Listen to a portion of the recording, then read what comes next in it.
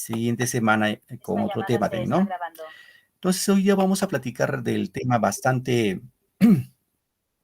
interesante. A ver, un momentito, por favor. Voy a presentar mi pantalla. Que está vinculado con los géneros literarios, ¿no? Entonces, hay que recordar que desde la aparición de la literatura, más o menos, reitero, unos 8.000 años antes de Cristo con los sumerios, aparece pues la literatura, ¿no? En este caso, la obra del Gilgamesh, en la antigua Sumeria. Y a partir de ello, pues la literatura ha ido evolucionando hasta llegar a nuestros tiempos. Pero, digamos que las bases de la literatura hemos encontrado sus orígenes sobre todo en Grecia y en Roma, ¿no? Que son seguramente para nosotros los occidentales la cuna de la sabiduría. Muchos conocimientos que tenemos, ejemplo, literatura, historia, matemática, la biología, la química, etcétera, etcétera, etcétera. Incluso la democracia, que es la cuna de democracia, que es Atenas, surge en Grecia, ¿no? Grecia fue la cuna de la cultura occidental y que hasta ahora seguimos estudiando los grandes, digámoslo, hombres que pues seguramente esbozaron el conocimiento y que nosotros proseguimos con la difusión de esta cultura hasta la actualidad. Muy bien, entonces el día de hoy vamos a hablar de géneros literarios. Ya chicos, entonces siempre invocarles, recordarles, estar atentos a clase en lo posible.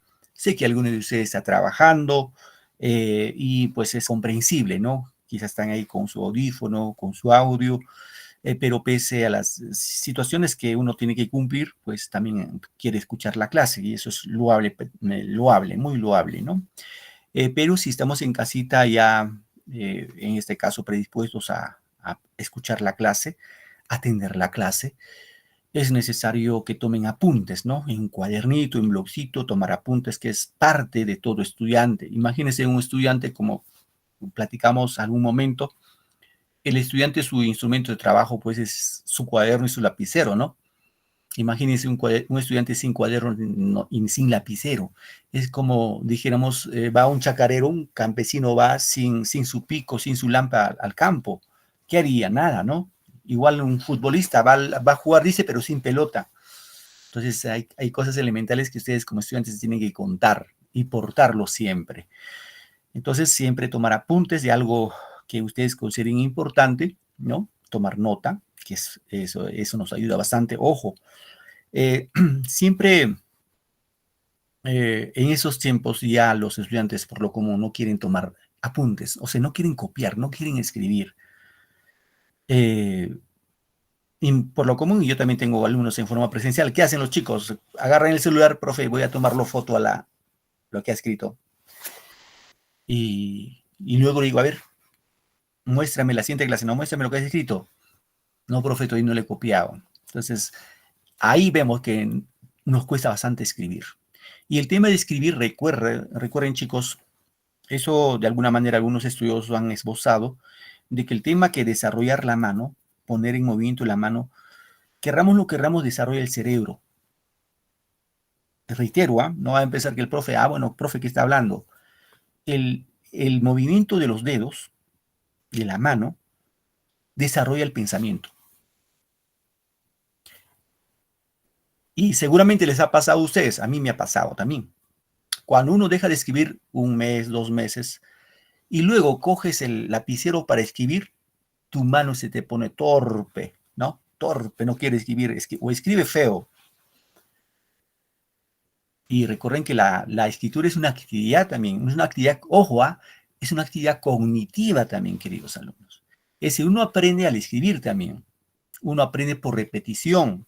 Hay distintas formas de aprendizaje. Algunas veces aprendemos escuchando, otras veces aprendemos leyendo, otras veces aprendemos escribiendo, como les decía. Entonces ahí está el mérito, ¿no? Ustedes son jóvenes, la mayoría de ustedes son jóvenes, entonces tienen que tener la predisposición de querer aprender algo, ¿no? Muy bien, vamos con nuestro tema. Entonces hoy ya vamos a platicar de los géneros literarios. Reitero, siempre atentos a la clase. Al final vamos a preguntar, a ver si han entendido algo de este tema. ¿Sí, chicos? Muy bien, entonces vamos a empezar. Platicando en este caso de los antecedentes de los géneros literarios, ¿no? Obviamente hemos dicho que la literatura, las bases de la literatura lo vamos a encontrar en la Grecia antigua, ¿sí? En la Grecia antigua. ¿Y con quién lo encontramos en este caso? Con un gran filósofo, ¿no? Seguramente ustedes han escuchado por ahí hablar a vuestros profesores, quizás a vuestros padres, a hermanos, de ese gran filósofo de nombre Aristóteles. Aristóteles fue un filósofo, ¿no? Tal igual así como Sócrates, Platón, etc. Y Aristóteles va a plasmar la primera teoría de lo que es literatura, ¿no? Por eso se llama el primer teórico de la literatura. Ahora, Aristóteles no lo llamaba literatura, porque el término de literatura todavía lo ha desarrollado, en este caso, ya los romanos, ¿no? Con la literatura latina. Entonces, Aristóteles le pone el nombre a la literatura con el nombre de poética. Eso fue su nombre inicial, poética. Y la poética en la época de los griegos, reitero porque Aristóteles es griego, en la época de los griegos se desarrollaron tres géneros literarios. ¿Ya, chicos? El género lírico, el género épico y el género dramático. ¿Sí? Estos tres géneros. Ahora, ¿son los únicos géneros? No. Hay dos géneros más, aparte de estos géneros, ¿no? Entonces, ahí como pequeña introducción y como tema de antecedentes de la literatura. ¿Ya, chicos? Bien, vamos acá con los géneros literarios ahora sí. ¿Qué son los géneros literarios, no? Es decir, el día de hoy debemos, todos nosotros, ustedes como estudiantes, es darle la capacidad de que cuando un día leas un texto literario y digas, ah, este texto es género literario tal. Es decir, nuestro propósito de la clase del día de hoy debe ser reconocer los distintos tipos de géneros literarios en un determinado texto literario. ¿Está claro? Entonces, vamos a suponer que en algún momento alguien te dice, a ver, lee este párrafo, nada más te dice, lee este párrafo y luego te pregunta, ¿qué género pertenece? Entonces tú como estudiante debes reconocer si es género lírico, si es género épico, si es género dramático, si es género narrativo, si es género expositivo, etcétera, etcétera. ¿Ya, chicos? Y entonces, ¿qué son los géneros literarios? Básicamente son un conjunto, ojo, de categorías, ¿no? Para clasificar a los textos que componen la literatura. Y en este caso dice que atiende eh, atendiendo tanto en su estructura como en su contenido. Es decir, cada uno de estos géneros literarios tiene una característica muy específica, ¿no? Muy singular. Es decir, el género lírico, por ejemplo, se difiere del género épico por ciertas características que debemos reconocer.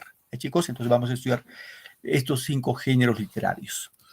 En primer orden vamos a estudiar el género épico. Chicos, género épico. Es seguramente el género literario más antiguo sobre la faz de la Tierra, sobre la humanidad, el género épico. ¿Sí?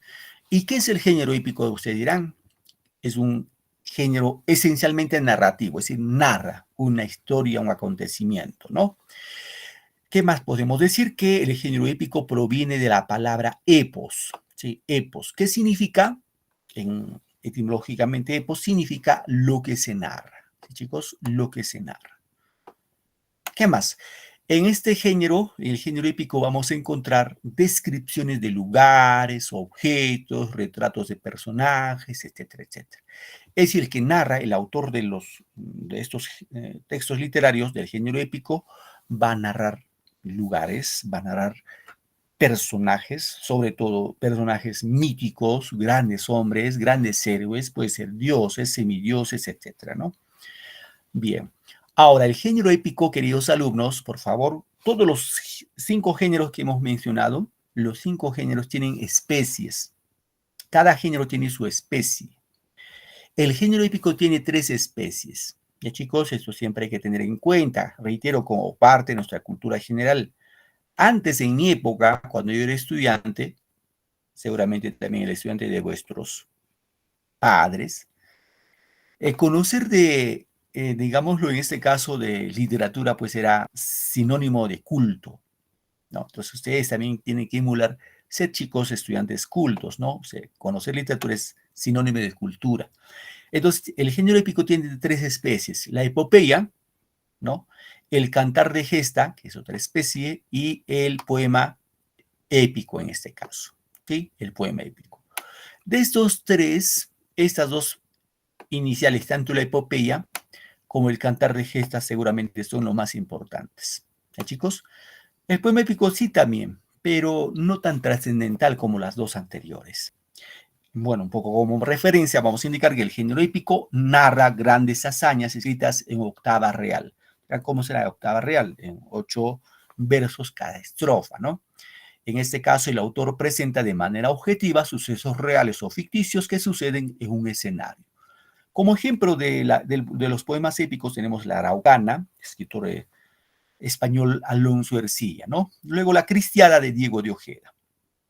Bien, eso como referencia. Chicos, un poco vamos a ver ahora sí de lo que es la epopeya. ¿Qué es la epopeya? La epopeya básicamente es un relato extenso, ¿sí? Extenso, creado en verso. Es decir, el género épico, queridos alumnos, está escrito en verso. Ya saben que es verso. Verso lo que es poesía, ¿no? ¿Qué más? Sus protagonistas tienen características ejemplares y considerados modelos a seguir. Otra característica de la epopeya son guerreros, ¿sí? Guerreros, heroicos, hombres virtuosos y con valores ideales por un pueblo o una nación. Ojo, en la epopeya también vamos a encontrar como personajes, en este caso, a los dioses, semidioses. Como ejemplo tenemos acá la obra La Ilíada, ¿no? La obra La Ilíada y la obra La Odisea del autor griego, en este caso Homero, ¿no? También tenemos otra obra, La Eneida, del autor romano Virgilio. Esas son epopeyas, ¿no? Bien, luego tenemos el Cantar de Gesta. En Cantar de Gesta narran historias de un pueblo a través de un héroe o son ejemplos, modelos de un pueblo, ¿no? Aparecieron en la época medieval. Son de carácter anónimos y hechos por juglares, ¿no? Juglares. ¿Y qué son juglares? Son los poetas del pueblo, ¿no? Como ejemplo tenemos al poema del Mío Cid, de origen español, el Cantar de los Nibelungos de Alemania, el Cantar de Roldán o de Rolando en Francia. Bien, acá como ejemplo tenemos, hemos visto acá el Mío Cid, ¿no? El Mío Cid vemos acá la portada y esto es en la portada de una obra bastante interesante llamado La Ilíada, que corresponde a una epopeya, ¿no? Acá vamos un poco a ver de epopeya. Bien, cuando hablamos de epopeya, hemos dicho en este caso su origen es etimológico, de origen etimológico que significa epos, ¿no?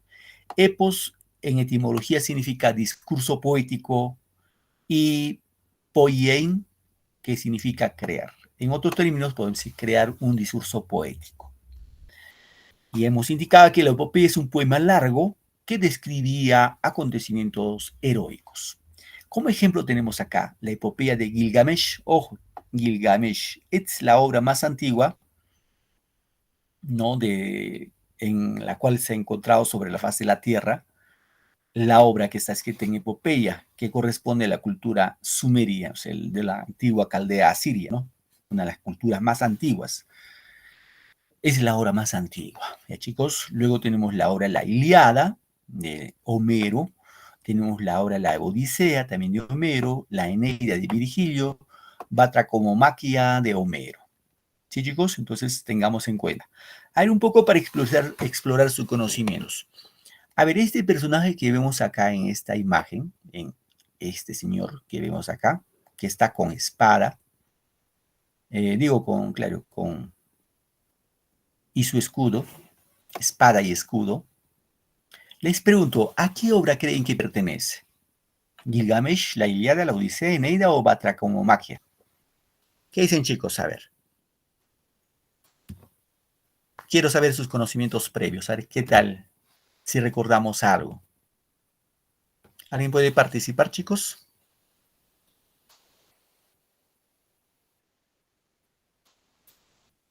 Ni idea, no, nunca han visto ese personaje, ni en la tele.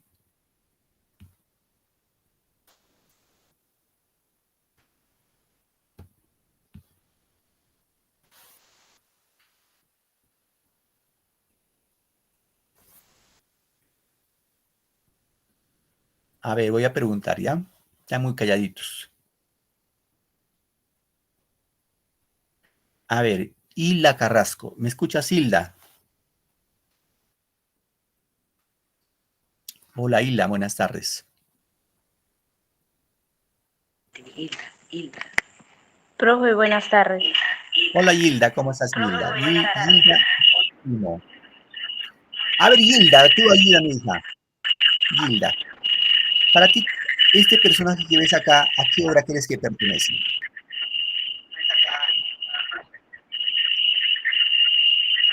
¿Tienes alguna idea, hija? ¿Alguna noción?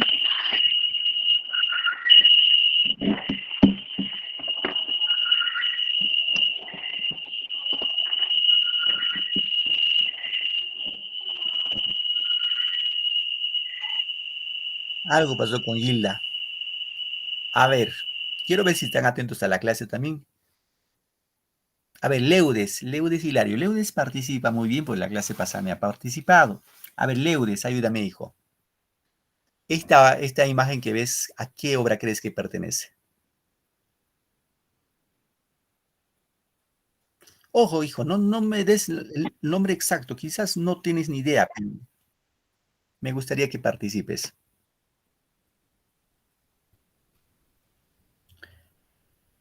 Bien, Ramón Roca. A ver, Ramón, te escucho, hijo.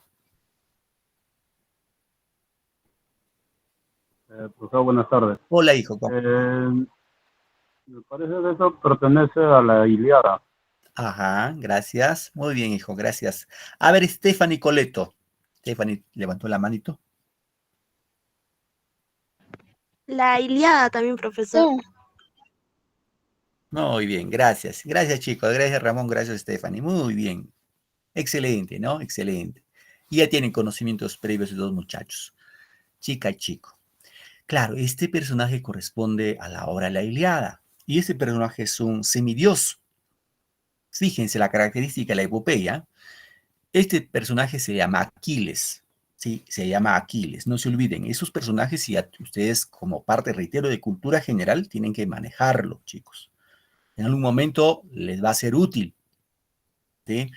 Entonces, en este caso, la obra La Ilíada narra básicamente la guerra entre dos naciones, entre los griegos, ya voy a abreviarlo acá, entre los griegos y los troyanos. ¿Sí?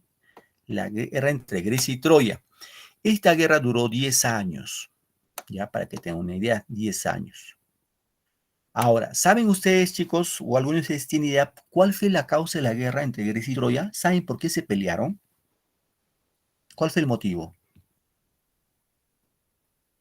¿Por tierras?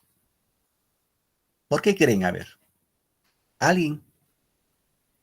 El que sabe me levanta la mente para avanzar, a ver. ¿Tienen idea? A ver, Gina, te escucho, Gina.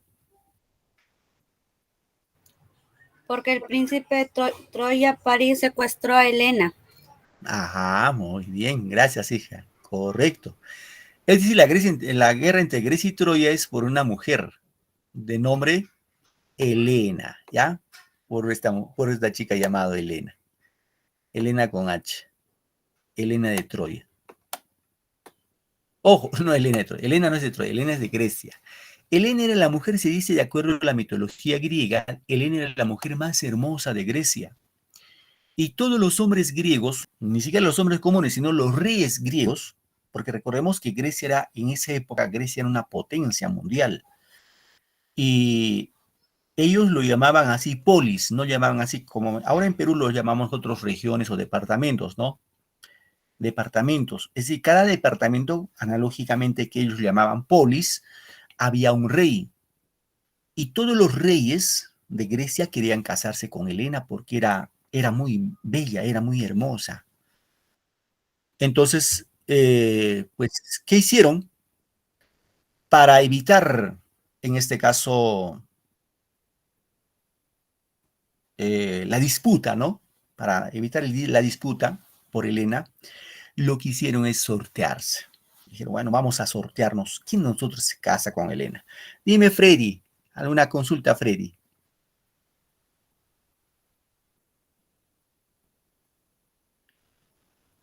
Freddy, ¿alguna consulta, alguna duda, hijo? Bien, quiero entender que es de saludo, ¿ya? Correcto. Entonces, seguimos. Entonces, ¿qué pasó? Estos jefes griegos, estos reyes griegos, hicieron el sorteo y el que se casó con Helena fue un viejito, el rey Menelao. Menelao se casó, ¿no? Con Helena. Sí, chicos, se casó con Helena. Bien. ¿Qué pasó? En Troya había un rey, el rey Príamo y su esposa Hécuba. El rey Príamo tenía dos hijos, uno que se llamaba Héctor y otro que se llamaba Paris. Y a Paris, que era un muchachito muy joven, muy bello, le manda de comitiva al palacio de Menelao. Y en este palacio le conoce, ¿no? La conoce a Menelao, obviamente, y a Helena. Y se enamora de Helena y se la rapta, se la roba y se lo lleva a Troya. Enterado esto, viene la guerra, ¿no? Los griegos se enteran de que a Helena se la han robado a los troyanos y los griegos le hacen la guerra a los troyanos que duró, reitero, 10 años. Ahora, en Grecia el héroe máximo era este señor, este de la imagen que vemos, de nombre Aquiles. ¿Sí, chicos? Aquiles. Aquiles era un semidios, llamado también el de los pies ligeros. ¿Por qué? Porque se dice que cuando Aquiles luchaba, luchaba corriendo, él nunca peleaba parado, corría y mataba como degollar carnero, ¿no? Mataba, era un sanguinario. Pero este Aquiles era, reitero, era un semidios porque su madre fue una diosa. Recuerden que los griegos creían en dioses, muchos dioses, y una de las diosas, en este caso fue la diosa Tetis, que es la madre de Aquiles. La diosa Tetis, diosa del mar. Ahora, esta diosa no era imaginario, no era una diosa de cuerpo y de carne y hueso. Y se casa, bueno, se enamora de un mortal, de un humano, de nombre Peleo, ¿no? Entonces, fruto del amor entre la diosa Tetis y el mortal y el humano Peleo, nace Aquiles. Aquiles, entonces, ya saben cómo es madre, su mamá es diosa y su papá es humano, él es un semidios. Y la mitología dice que Aquiles, ¿no? Aquiles, en este caso, su madre, cuando nació, la diosa Tetis, le llevó al mar Egeo, y lo metió de cabeza al nacidito, ¿no? Al niño Aquiles, al mar. Y la parte, todo su cuerpecito se mojó con aguas del mar y se hicieron invencibles. O sea, no le podía atravesar ni espada, ni flecha, ni lanza. Era invencible, era inmortal. Pero menos su talón izquierdo. ¿Por qué su talón izquierdo? Porque esa parte fue la madrecita, su madre, la diosa Tetis, que lo cogió y no se había mojado en el agua del mar. Entonces, ese era su punto débil, por ejemplo, de Aquiles, ¿no? Entonces, los troyanos, en este caso, enterado por Paris, se entera a manos de la diosa Atenea, la diosa de la sabiduría, y Paris va a matar a Aquiles, ¿no? Entonces, como pueden ver, chicos, una pequeña descripción de esta obra, de la Ilíada. Vamos a encontrar con personajes a dioses, semidioses. Dioses hemos visto a Tetis, hemos visto a Zeus, también obviamente también participa Atenea. Semidios acá como por ejemplo Aquiles, que es un semidios, ¿no? Y héroes humanos en este caso, ¿no? Como Héctor, que es un héroe entre los troyanos, Paris, asimismo, Menelao, etcétera, etcétera, que son varios personajes, ¿no? Entonces, una característica de la epopeya. Ya, chicos, la epopeya tiene esa característica de que sus personajes son dioses, semidioses y héroes, ¿no? Mientras que el Cantar de Gesta, que es otra especie del género épico, es una epopeya creada en la Edad Media donde se cuentan las hazañas de un solo héroe. Acá ya no hay dioses ni semidioses, acá solamente hay héroes, ¿no? El protagonista debe ser un caballero con cualidades excepcionales, ¿no? Que debe tener valentía, honor, lealtad.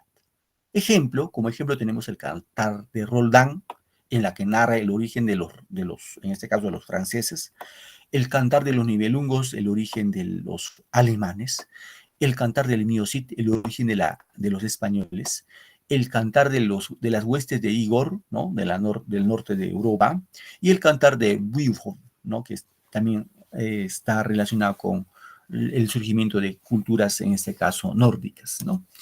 Bien, eso como referencia. Chicos, aquí sí solamente quiero precisar lo siguiente. El género épico, reitero, narra hechos grandiosos de héroes, semidioses, dioses, etcétera, etcétera. Y está escrito en verso, en poema. No hay que olvidarnos de eso, ¿ya? Mientras que el género lírico es igualito, está escrito en verso, son poemas. La única diferencia entre el género épico y lírico, el género épico narra, el autor narra lo que va a observar fuera de él. En el género lírico, el poeta narra lo que siente, de su mundo interior. Chicos, ahora, en la actualidad todavía hay escritores que hacen o escriben el género lírico, pero el género épico, en la actualidad no hay ningún escritor en género épico. Ya no hay escritores en género épico. O sea, no hay ningún escritor que haga género épico. ¿Ya, chicos? Entonces, ese hay que tener en cuenta. Entonces, poco vemos el género lírico. En este caso, dice, tiene como característica principal ser subjetivo, ¿no? Subjetivo. ¿Qué es lo subjetivo? Ya ustedes, lo que está dentro de mí, lo que yo siento. Es lo subjetivo porque no se puede ver, ¿sí? Es decir, representa, dice, el mundo interno del autor, ¿no? ¿Qué más? Resalta la musicalidad, ¿no? La expresión de los sentimientos. Es decir, en el género lírico, el poeta, porque es un poeta, va a expresar sus sentimientos y sobre todo son sentimientos de amor, ¿no? ¿Qué más? Desde la antigüedad se relacionan con versos recitados con la lira. ¿Y la lira qué es? La lira es un instrumento musical que vamos a ver, aquí está la lira. Es la lira. Esta imagen que vemos acá es la lira. Es decir, los antiguos o los escritores líricos, al evocar sus poemas líricos, eran acompañados por este instrumento de la lira, ¿no? Que es un instrumento muy antiguo. Ahora, el género lírico tiene especies, así como hemos visto en el género épico, que tiene epopeya, el cantar de gesta, el poema épico, etc. El género lírico también tiene especies.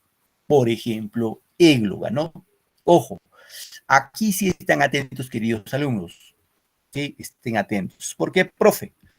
Porque aquí una de las preguntas de su módulo viene de uno de estas especies, de estas 5 especies que vemos, es una respuesta a su módulo, al examen de su módulo. Entonces, los que están ahí con su módulo, estar atentos, ¿no? Revisen la parte de evaluación y les van a preguntar algo vinculado a la especie del género lírico. En este caso hemos mencionado acá, o mencionamos aquí, 5 especies del género lírico. Uno que es la égloga, el madrigal, elegía, oda y epigrama. ¿Qué es égloga? Es un poema bucólico o campestre. ¿Sí? Cuando dice bucólico o campestre se refiere a un poema del campo, ¿sí? De los campesinos. ¿Qué más dice acá? Se idealiza la vida de los pastores y tratar temas humanos. ¿Sí, chicos? ¿Qué más? El madrigal, que es una composición poética de corte amoroso, expresa sentimientos delicados y muy breves. Otro tenemos la elegía, que es un poema funesto de profunda tristeza por la muerte de un ser querido, ilusión, tiempo, etc., ¿no? Oda, que es otra especie, composición poética que exalta o alaba una cualidad o a una persona, ¿no? Los temas pueden ser de carácter religioso, filosófico, heroico y amoroso. Y por último tenemos acá lo que es epigrama. ¿Qué es epigrama? Es una composición poética breve, cortita, ¿no? Que con precisión y agudeza se expresa un motivo por lo común dice, de carácter festivo y satírico. Cuando dice festivo y satírico es burlón, se burla. En los poemas de tipo burlesco se llama epigrama. Entonces ahí tenemos las 5 especies. Chicos, no se olviden, por favor, un poquito retroalimentar esta parte. Hemos visto hasta acá 2 géneros, el género épico y el género lírico. Ambos géneros se escriben en poemas. La diferencia es que el género épico narra acontecimientos, lo que suscitan alrededor del poeta, del escritor, lo que puede observar, guerras, héroes, dioses, semidioses. Mientras que en el género lírico el poeta narra lo que siente, su mundo interior, su mundo subjetivo. Y obviamente en el género lírico, aquí encontramos sobre todo todos los poemas de amor, ¿no?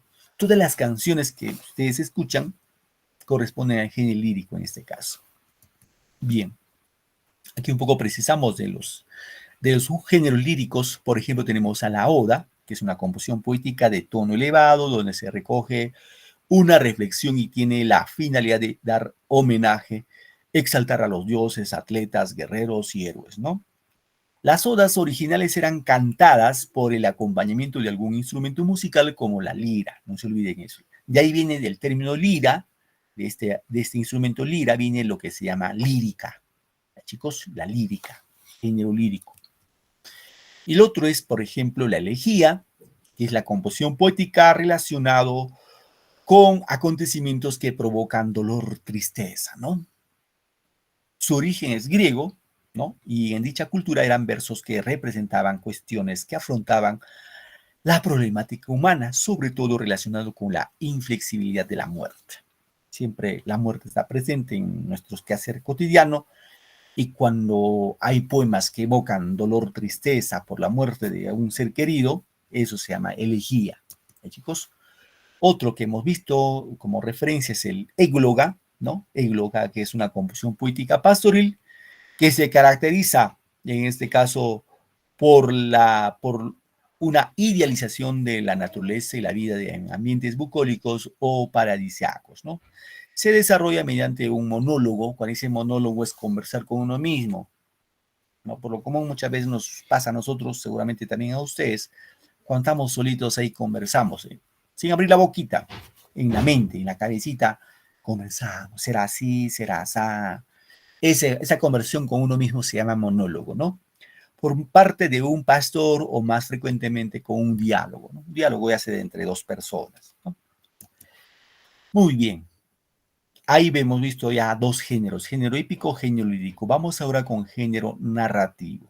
Chicos, género narrativo. ¿Y qué es el género narrativo? Ojo acá, narración hecha en prosa. Ojo, ya que ya no está en verso. Ese tema hemos visto, ya saben ustedes diferenciar entre lo que es prosa y verso, ¿no? Prosa es cuando se escribe en forma secuencial. Como un cuento, por ejemplo, está en prosa, una novela está en prosa, ¿no? Entonces tengamos en cuenta, mientras verso, pues, todo lo que es poesía, ¿no? ¿Qué más? Desarrolla el mundo objetivo, o sea, el mundo que se ve, ¿no? Describe situaciones y personajes. Ahora, igual como los demás anteriores, el género narrativo tiene especies. Aquí tenemos, por ejemplo, la novela, que es una especie, el cuento es otra especie y la fábula es otra especie. Por ejemplo, en este caso, la novela, ¿no? Que la novela en este caso es una narración extensa que presenta muchos personajes y desarrolla varios temas. Como ejemplo tenemos a Los Miserables de Víctor Hugo, Don Quijote de la Mancha de Cervantes, ¿no? Como referencia. El cuento, ya saben, es una narración breve en torno a un solo tema y pocos personajes, ¿no? Ejemplo, El Trompo, ¿no? La Cenicienta, El Gato Negro, como ejemplo, ¿no? Y la fábula, así seguramente ustedes ya fácil lo pueden definir, describir. Es una narración breve, es cortita, ¿no? Con una finalidad didáctica. Donde dice didáctica, que en la fábula siempre trae una moraleja, ¿no? Sus personajes son animales y presenta una moraleja, ¿no? Por ejemplo, la cigarra y la hormiga, la liebre y la tortuga, etcétera, etcétera. Ahora, un poco precisamos esta parte, queridos alumnos, entre novela y cuento. Recuerden que la novela es extensa, el cuento es corto. Por favor, acá sí, recuerden que de todos los géneros que estamos viendo, el género narrativo es el género que actualmente, en la actualidad, es el género que más se difunde, es el género que más se trabaja, es decir, los escritores en la actualidad trabajan más este género, sobre todo la novela, ¿no? La novela y el cuento, ¿no? La novela y el cuento. Ahora, la novela y el cuento tienen diferencias, obviamente que tienen diferencias. ¿Son parecidos? No son parecidos. Tienen ciertas diferencias muy marcadas. Hemos dicho que la novela es una narración, es extensa, es larga. Puede tener 100, 200, 500, 1000 páginas. Mientras que el cuento, la narración es breve. Puede tener una página, 2, 3, 5, 10, por ahí, ¿no? Ahora, obviamente que en la novela, al ser extensa, presenta muchos personajes. Por ejemplo, el Quijote de la Mancha tiene más o menos 600 personajes.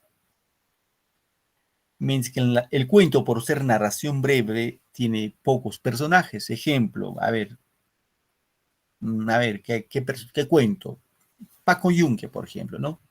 Paco Yunque, que escribe César Vallejo, tendrá unos 6 personajes por ahí. No son muchos. El cuento narra un solo tema, narra una sola historia, mientras que la novela narra muchas historias, ¿sí? Es la diferencia, chicos, entre novela y cuento. ¿Sí? A ver, un pequeño ejemplo de novela, ¿ya? Ojo, novela, hablamos de novela, no van a pensar, profe, telenovela, lo que vemos en la tele, ahora dicen telenovelas que son populares, las turcas, que me parece, series turcas, o novelas turcas, eso no es literatura, chicos. Eso se llama subliteratura. No tiene nada que ver con la literatura. ¿Sí? Por favor, eso sí hay que precisar, ¿ya? Entonces, por ejemplo, una de las novelas bastante conocidas, muy difundidas, seguramente quizás también ustedes conocen, como ejemplo, ojo, lo citamos como ejemplo, ¿no? Es la obra de este escritor colombiano de nombre Gabriel García Márquez, el famoso Gabo. Gabriel García Márquez tiene una obra que se llama 100 años de soledad. ¿Sí? Seguramente no lo sé si han escuchado hablar de esta obra. 100 años de soledad. Esta obra, 100 años de soledad, es la historia de dos primos. ¿Ya? El muchachito se llamaba José Arcadio Buendía. Y su prima era otra muchachita llamada Úrsula Iguarán. Entonces, José Arcadio Buendía y Úrsula Iguarán son muchachos, y entre ellos, entre primos, ahí va el tema, ¿no? Surge el amor. O sea, se enamoran entre primos. Obviamente eso en ningún lugar es bien visto, ¿no?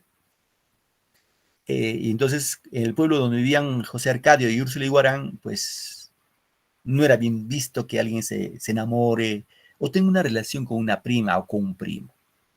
Es más, la creencia en este pueblo era que el que se casaba con su primo, con la familia, sus hijos nacían con cola de cerdo. ¿Sí? Con cola de cerdo.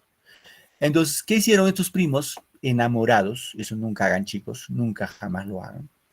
Estos muchachos, estos primos, se escapan, se van lejos del pueblo a la selva, al Amazonas en este caso. Al Amazonas, hacia la jungla, ¿no? Y van a fundar un lugarcito llamado Macondo. En este pueblo Macondo, estos dos primos, José Arcadio Buendía y Úrsula Iguarán, empiezan a vivir, a convivir entre primos.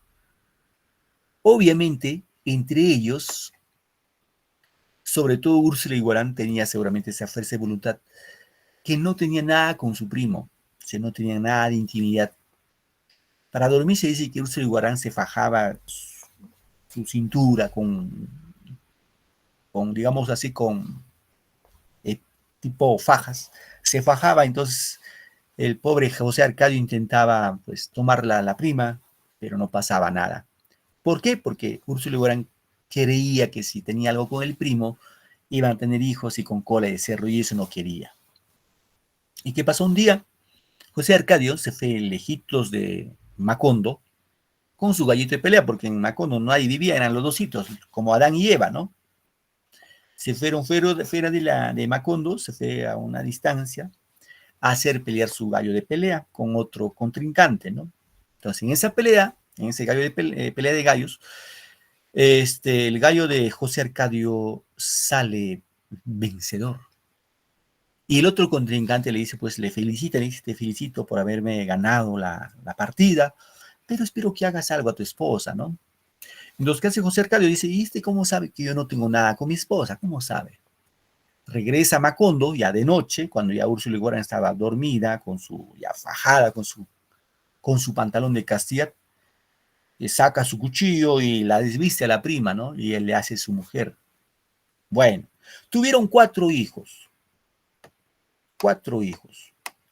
Pero estos hijos, ninguno tenía con cola de cerdo, o sea, no tenían cola de cerdo. Bueno, gracias a Dios, ninguno con cola de cerdo. Bueno, como ya les he dicho que Macondo era entre José Arcadio y Úrsula Iguarán estaba aislado de la civilización, era la jungla de la selva. Aquí viene la historia, ¿no? Que estos hermanos se empiezan a relacionar entre ellos. Luego con los primos, los sobrinos, los tíos, se da al final 4 generaciones. 4 generaciones de los Buen Día. En la 4ª generación se dice que nace un niño con cola de cerdo. Uno de las generaciones nace un niño con cola de cerdo y una hormiga se le devora al niño y viene un viento huracán y lo desaparece Macondo. Lo desaparece. Ahora dirán, profe, ¿y por qué el nombre de 100 años de soledad, no? Porque estas 4 generaciones que tuvo, en este caso, José Arcadio y Úrsula Iguarán, duró 100 años. 100 años de soledad. O sea, 100 años en Macondo, sin ningún vínculo con personas foráneas, ¿no? Solo entre ellos. Entonces, tengamos muy en cuenta. Ahora, es una sola historia. Bueno, hay más historias, ¿no? Para tener en cuenta. Ya, chicos, pero eso como referencia de una novela. Bien, vamos ahora al género dramático, ¿no? Que es otro género bastante difundido, lo que llamamos en este caso lo que es el teatro. El género dramático es el teatro, ¿no? El arte que une lo objetivo con lo subjetivo. Se representan las acciones a través del diálogo y los movimientos. La obra dramática está creada para su representación. Como ejemplo tenemos acá, ojo, acá tenemos 3 especies, ¿no? La tragedia, la comedia y el drama, ¿no? En la tragedia, los protagonistas son ilustres y se ven enfrentados de manera misteriosa contra el destino fatal. O sea, acá está presente la muerte, ¿no? El tema es funesto y sombrío. Como ejemplo de la tragedia, tenemos a Edipo Rey, la Orestiada de Esquilo, de Hamlet de William Shakespeare, ¿no? La comedia es lo contrario a la tragedia. En este caso, la comedia es una especie teatral que maneja los temas risueños y otras veces tiene una finalidad didáctica de enseñar, ¿no? Posee un final feliz, ¿no? Ejemplo, Las nubes de Aristófanes, El avaro de Molière, Ñacatita del peruano Asensio Segura. Luego viene la otra especie que es drama. Drama es la combinación entre la tragedia y la comedia, ¿no? Se combina lo triste, lo trágico, lo funesto y lo sombrío con lo alegre, ¿no? Especie de teatro que une la tragedia y la comedia, como hemos dicho, situaciones personales o sociales, surge un hecho funesto y el final es feliz. Ejemplo, tenemos acá Ollantay, la obra de autor anónimo, Fuente Ovejuna, Lope de Vega, La vida de sueño de Calderón de la Barca. Bien, eso como referencia, ¿ya, chicos? No se olviden, por favor, el género dramático tiene 3 especies, eso no hay que olvidarnos. Por favor, cultura general, mis queridos alumnos. Tragedia, comedia y drama. Bien, un ejemplito de tragedia, ¿ya? Acá lo que hemos mencionado acá, esta obra llamado Edipo Rey, ¿ya? A ver, ¿dónde estás, punterito? Acá estamos. Edipo Rey. Edipo Rey es una obra trágica, clásica de la literatura griega. Edipo Rey, a ver, para ganar tiempo, narra la historia de el rey Layo, ¿ya? El rey Layo, y su esposa, la reina Iocasta. Layo y Iocasta. Son reyes de Tebas, Grecia. ¿Ya, chicos? Layo y Iocasta. Ahora, ¿qué pasa acá? Estos 2 reyes jóvenes, reyes de Tebas, un día se van a ver su destino al oráculo, al templo de Delfos. En el templo de Delfos dice que habían 24 adivinos. Esos adivinos podían ver tu destino. Problemas con el internet, recién acabo de entrar. No te preocupes, Talía. Ojalá que... No te preocupes, hija, si otra vez nos pasa eso, ¿no? Bien, entonces, ¿qué pasó con Layo y Iocasta? Reitero, fueron al oráculo y consultaron al adivino. Le dijeron, ¿cómo nos va a ir nuestro gobierno? Entonces el adivino le dice no a Layo. Layo y Iocasta van a tener un hijo y cuidado, le dice. Ese hijo te va a matar, le dice a Layo. Y luego le dice a Yocasta y se va a casar contigo. ¿Sí? ¿Está claro, no, chicos? Se adivina, le dice que van a tener un hijo y ese hijo le va a matar a su papá, a Layo, y se va a casar con su propia madre, con Yocasta. Bueno, tiempo después Layo y Yocasta tuvieron un hijo, efectivamente. Entonces, para evitar que se cumpla el oráculo, lo van a mandar a matar al niño.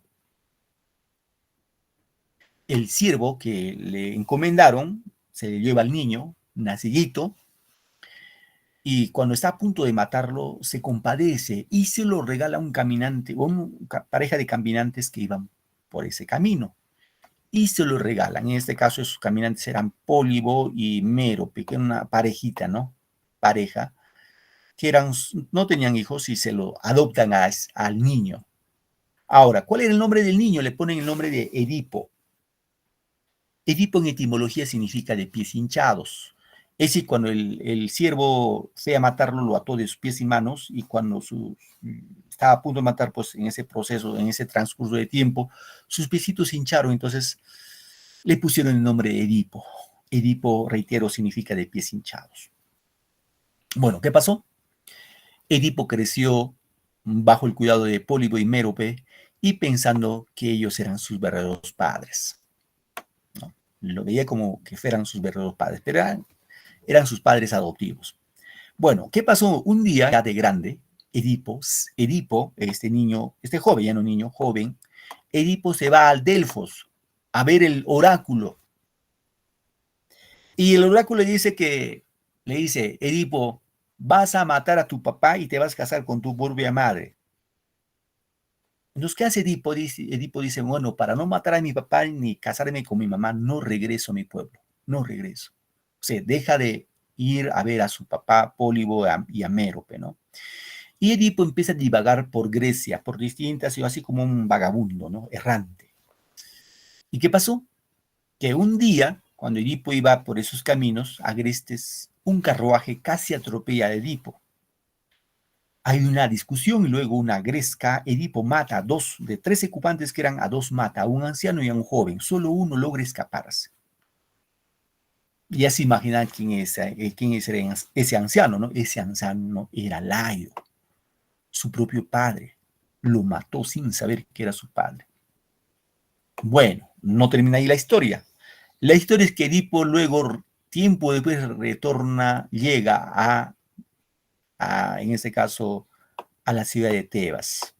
En Tebas había una esfinge, el misterio de la esfinge, es decir, aquí había una esfinge que mataba a las personas y para vencer la esfinge y matarlo y casarse con Yocasta porque estaban buscando un esposo para Yocasta porque Layo había sido asesinado y el único sobreviviente había indicado que fueron unos delincuentes que los habían asaltado, tenían que responder el misterio de la esfinge.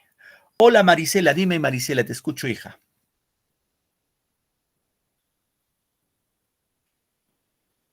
Bueno, ya, seguimos.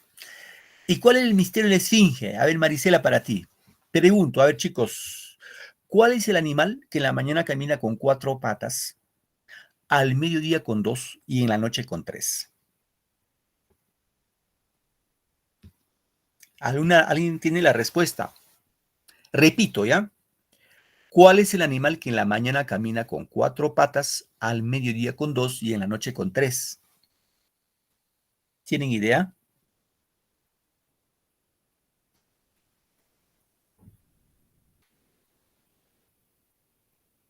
¿Alguna idea, chicos?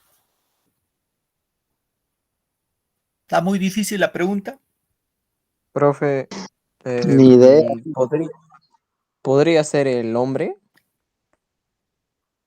Ajá, ¿quién me respondió? Disculpe. No logró verte, hijo. Ángel, profesor Ángel. Ok, Ángel Ceballos. Ángel dice que es el hombre. ¿Qué dicen los demás? Ceballos, ¿tu otro apellido, hijo? Camarena, profesor. Gracias. Profe, Dime, Adri- ¿podría ser el ser humano? Ajá, muy bien. Sí, profe, porque Gracias. cuando nace anda gateando en la mitad de su vida, camina en dos piernas y cuando es viejo, utiliza bastón, que vendría representando su tercera pierna. Correcto, muy bien. Ya lo explicaste, hijo, está claro. El hombre, la respuesta es el hombre. Entonces esa respuesta le dio Edipo y venció a la Esfinge y se casó con Iocasta, con su propia madre. Tuvieron, fíjense, tuvieron 4 hijos con su propia madre. Nunca se hubiera sabido la verdad, pero pasó algo. Pasó algo. Pasó que en Tebas la gente se morían por la peste. Se moría y se moría, no había forma como parar la peste. Así que un día, bueno, hubo varios intentos para parar la peste, pero un día ya cansado de tanta muerte, Edipo se va al oráculo, ¿no? A consultar por qué la gente de su pueblo se moría. Y el oráculo le dice, para que calme la peste de Tebas, el asesino de Layo tiene que irse. Entonces Edipo hace las indagaciones, ¿quién mató a Edipo? ¿Quién mató a Layo? Y cuando hace todas las averiguaciones, se entera que el propio Edipo fue el que mató a su propio padre, a Layo. Iocasta lo corrobora y Iocasta hace coger su cabello y se ahorca, se mata. Y Edipo, enterado que se ha casado con su propia madre, sin saberlo, coge los prendedores de su madre y se pincha los ojos y pide que le boten ciego de la ciudad de Tebas. Él se maldice y dice, maldito yo haber engendrado a mis hijos donde yo mismo fui engendrado, ¿no? En la misma vientre donde yo fui engendrado. Entonces, esto, por ejemplo, es un ejemplo de tragedia, ¿no? Los personajes principales, que es Edipo, Layo, Iocasta, perecen ante los designios de los dioses. O sea, digámoslo, ellos, Layo y Iocasta, quisieron evitar que les mataran y se casen con él, con Iocasta, pero el destino es el destino, de acuerdo a la concepción griega, ¿no? No hay forma de evadirnos del destino. Claro, ese tema usted me da, profe, dice, no, es absurdo, yo hago mi destino. Es tema filosófico, nos metemos a la filosofía y ahí no nos vamos a poner de acuerdo. ¿Sí, chicos? Entonces, esa es una tragedia. Y por último, bueno, acá el otro es el género expositivo, ¿sí? El género expositivo didáctico, en este caso se ubica entre el análisis racional y la creación literaria. Expresa ideas, argumentos en relación con el tema determinado. Sus especies básicamente es el ensayo, ¿no? El ensayo. En el Perú tenemos 2 grandes ensayistas, José Carlos Mariátegui y don Manuel González Prada. El ensayo se plantea un problema y se plantea una solución. ¿Sí, chicos? Muy bien, nos ganó la hora. No sé si habrá una pregunta, queridos alumnos, hasta aquí. ¿Alguna duda, alguna inquietud? Con toda confianza. Hoy he hecho el monólogo de hablar solito. He hablado. La próxima sí, por favor, les voy a hacer participar. Muy bien, entonces si no hay ninguna pregunta, queridos alumnos, agradecerles a ustedes su tiempo y su Disculpe, paciencia. profe, Gracias. Hola, hijo, dime, te escucho. no escuché bien los últimos nombres de los ensayistas que De mencionó. los ensayistas peruanos. Tenemos a 2 Sí, ensayistas peruanos, no se olviden, por favor. sí, ¿Qué profe, es? está haciendo unos apuntes. Ok. José Carlos Mariátegui, excelente ensayista peruano. Y otro, Manuel González Prada. Ah, ya, profesor. Ajá. Sí, Muy bien, queridos he oído alumnos. hablar de Gracias él. por su tiempo y su paciencia. A cada uno de ustedes que tengan bonita tarde, una bonita noche. Y por favor, no se vayan, no se escapen. Entren a la siguiente clase. Feliz fin de semana. Muchas gracias. Buenas tardes y a cuidarse. Buenas Cuídese, tardes, profesor. gracias, profesor. profesor. Buenas tardes, profesor.